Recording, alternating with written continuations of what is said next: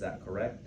Yeah, the only type of surgery I had was when they did my Teeth dental. dental extractions? Yeah, here, I that see, was okay. it. But no surgery on your abdomen, like C-section, hernia repair, gallbladder removed, appendix, nothing like that? No. Okay, all right. And then, in the last few weeks, have you had any cough or cold or fevers or pneumonia? No, no. Have you been hospitalized within the last few weeks? No. Say 2 or 3, okay, all right. Have you had any blood transfusions within the last few weeks? No, thank goodness. Okay, good, all right. There was a time where I was getting them. I know you're getting them twice a week. pretty frequently for a while, yeah, good, all right. Well, I'm not sure what our coordinator has told you, but you have an organ offer, a donor liver offer for a possible liver transplant. And I say possible because we still have a number of things we want to assess on the organ donor to make sure that it's an appropriate organ for you.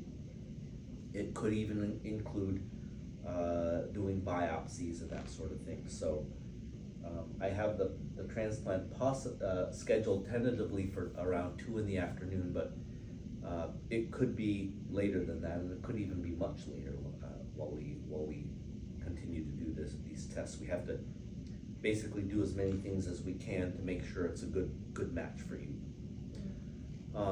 If those tests are completed and we go ahead with the transplant, then there are some obvious things. So the reason for the transplant is because you have cirrhosis and portal hypertension, and therefore, if you don't have a transplant, it's not expected that you would live very long. Maybe you could live for another 3 months, maybe another 6 months, but it's not likely that you would live much longer than that.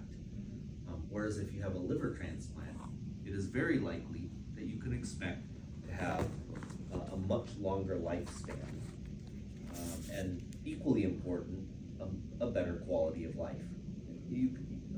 Most people after a liver transplant actually are very, very healthy. However, we can't promise that or guarantee that, and the reason is because having a liver transplant is major surgery, and it carries with it a small chance of serious complications. There are lots of complications that can occur that are not very serious. For instance, it's very common to get minor infections after a liver transplant, like urinary tract infections, that sort of thing. They are very easy to treat, and they usually don't affect your recovery.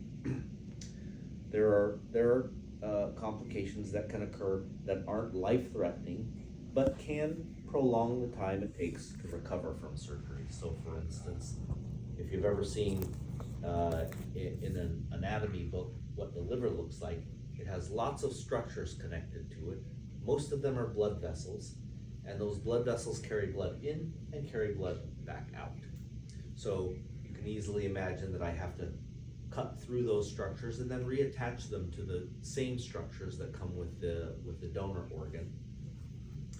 As that connection is healing, it can develop two things. It can develop a small blood clot right there, or it can develop scar tissue, which causes it to kind of narrow down like a little belt. That can narrow the diameter, and therefore it can slow down the blood flow through that area. If either of those two things happen, we usually try to fix it, and we can commonly fix it by something called a stent. Are you familiar with this? No. So what a stent is it's a little tube that's made out of plastic or metal, and you put it inside, and it holds the diameter open a little bit wider. We can actually fix quite a few problems that occur after liver transplant with a stent.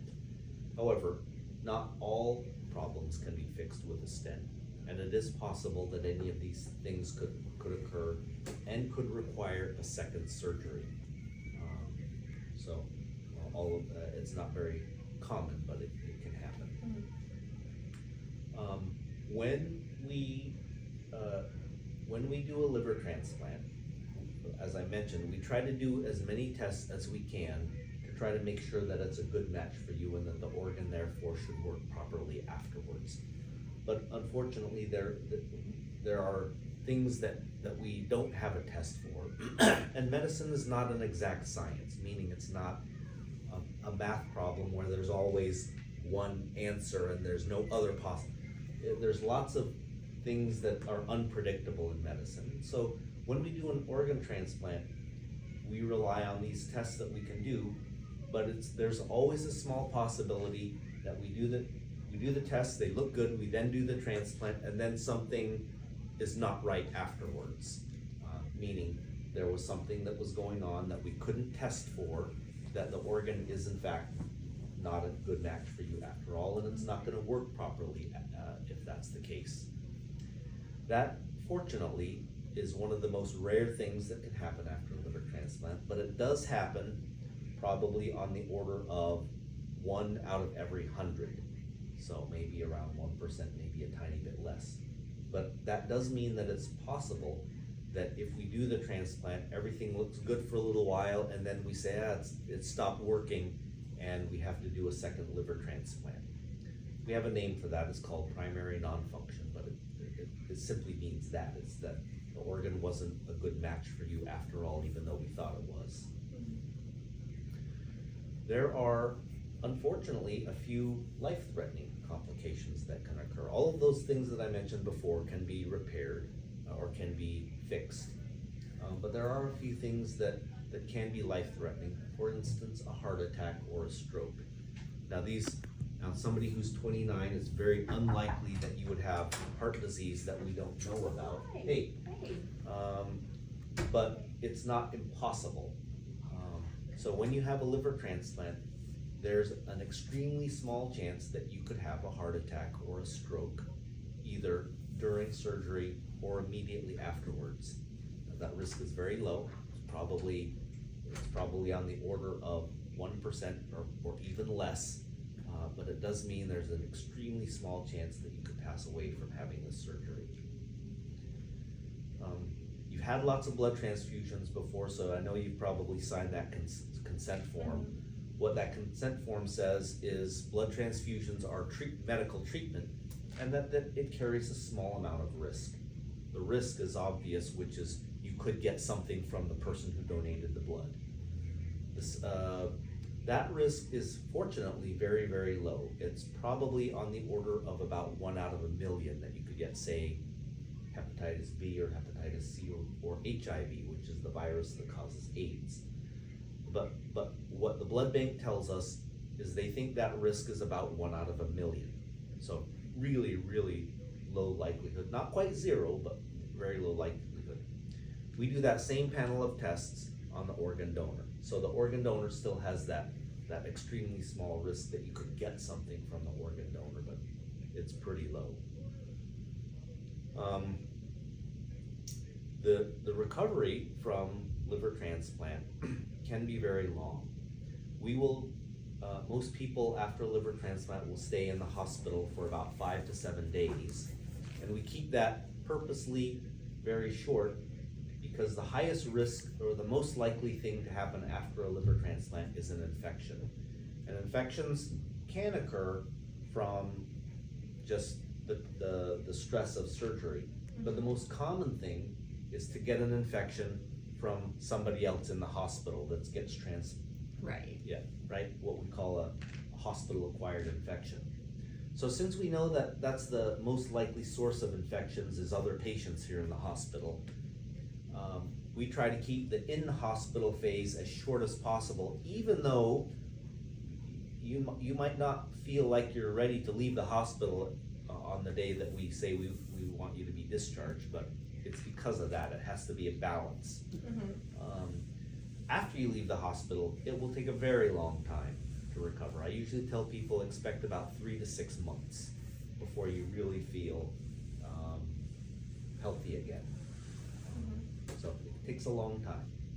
It can even require a short period of time in rehab before you may be strong enough to go home or back to your house. So you may leave the hospital and then spend a couple of weeks in rehab before you're able to go back to your house. You live in Chico, right? Yes. Okay. Well then you'll spend the first month after in our apartment complex, which is about a mile away from the hospital. So, okay? You mind if I take a quick look at your belly? Yeah, I'm a little swollen. Okay.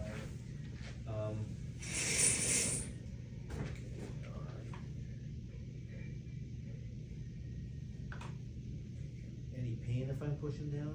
Not really.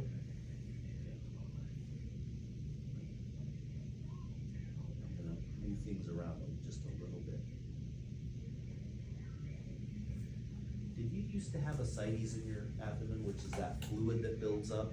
Yeah, but they could never they couldn't drain it because Okay. there was like, I don't remember what it was. There wasn't quite enough, or it wasn't in a good place? Yeah. Yeah, it wasn't a good place for them to take it. Okay, alright.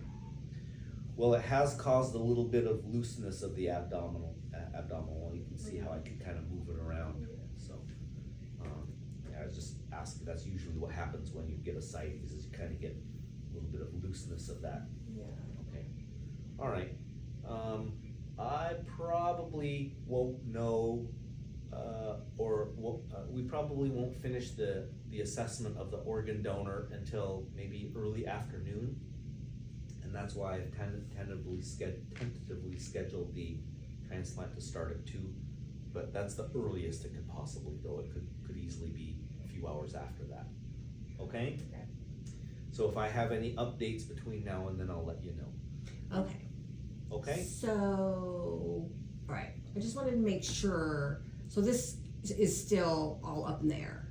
I wouldn't say it's up in the air. If I had to guess, I would say it's about 75% likely to happen. Okay. It's more likely to happen than not, but, you know, Yeah, nobody okay, has a crystal ball, so. yeah, Okay, okay, perfect. okay, nice to meet you, and I'll keep you updated. Is the organ on Probably- site? What's that? Is the organ on site? No, No. it's not here. I was just curious. Yeah. All right. Okay, All right, thank you for your time. we'll see you later.